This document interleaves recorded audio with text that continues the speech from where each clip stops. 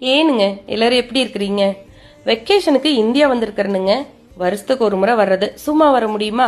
பிஸ்தா, முந்திரி, திராட்சை, scent powder, Dubai chocolate, tea தூள், காப்பி தூள், வீட்டுக்கு தேவையான டெக்கரேஷன் ஐட்டம்னு எல்லாத்தையும் பொட்டியை கட்டிட்டு வெடிகுண்டு போடுவாங்களா, வெடிச்சு சதறிடுவோமான்னு உயிரை கையில புடிச்சிட்டு ஊர் வந்து இறங்கி வாங்கின பொருள் எல்லாம் வீடு வந்து அப்பாடான்னு சேர்த்திட்டு சந்தோஷமாமான்னு கேட்டா, இதெல்லாம் வாங்கிட்டு வந்தீங்க சரி, கோடாலி தைல வாங்கிட்டு வரலையா?